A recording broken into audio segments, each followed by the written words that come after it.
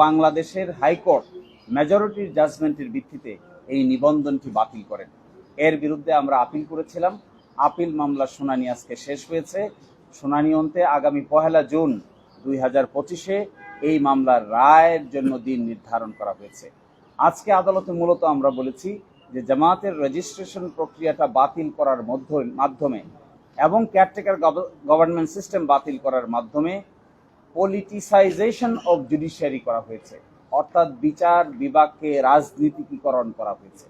এবং আজকে যে জামাত ইসলামীর নিবন্ধন মামলা শুনানি হচ্ছে, যারা এই নিবন্ধন মামলা শুনানি অন্তে নিবন্ধন বাতিল করেছেন তারা মূলত বাংলাদেশের উচ্চ আদালতকে রাজনৈতিকভাবে ব্যবহার করেছেন এবং এই জন্যই নিবন্ধনটি বাতিল করা হয়েছে।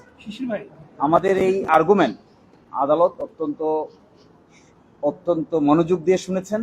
আমরা এক্সপেক্ট করব যে আমাদের এই আর্গুমেন্টের ভিত্তিতে আগামী 1 জুন ইনশাল্লাহ জামায়াত ইসলামী তার নিবন্ধন ফেরত পাবে এবং একই সাথে প্রতীক ফিরে পাওয়ার বিষয়ে কি কি যুক্তি তুলে ধরেছেন? কি কি যুক্তি তুলে ধরেছেন?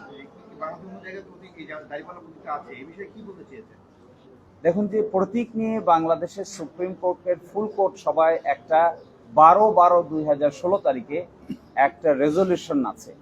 এই রেজলিউশনের কারণে ইলেকশন কমিশন একটি পদক্ষেপ নিয়েছে। আমরা আদালতকে আজকে একটি ডাইরেকশন চেয়েছি আদালতের কাছে যে এই বিষয়টি প্রতীক তো আর উচ্চ আদালত বরাদ্দ করতে পারে না। প্রতীক বরাদ্দ করার ক্ষমতা হলো ইলেকশন কমিশনের। মাননীয় আদালত যেন এই মর্মে একটি অবজারভেশন দেন যে এই ব্যাপারটি যেন ইলেকশন কমিশন উপযুক্ত সময়ে উপযুক্ত সিদ্ধান্ত নেন। এই মর্মে আমরা ডাইরেকশন চেয়েছি। আমরা আশা করি পূর্ণাঙ্গ রায়ে এই মর্মে ডাইরেকশনও উচ্চ আদালত কর্তৃক দেওয়া হবে। দেখুন, দাঁড়িপাল্লা প্রতীক বাংলাদেশ জামায়াত ইসলামী ব্যবহার করছে অনেক আগ থেকে, আর আমাদের সুপ্রিম কোর্টে দাঁড়িপাল্লা প্রতীক আসছে 1972 জড়িত।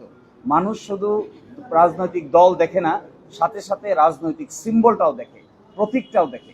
সেই জন্য আমরা বলছি যে শুধুমাত্র রেজিস্ট্রেশনেই যথেষ্ট নয়, তার সঙ্গে ইলেকশন কমিশন যেন আমাদেরকে দাঁড়িপাল্লা প্রতীকটি বরাদ্দ করে এই মর্মে উচ্চ আদালত থেকে আমরা অবজারভেশন চাই।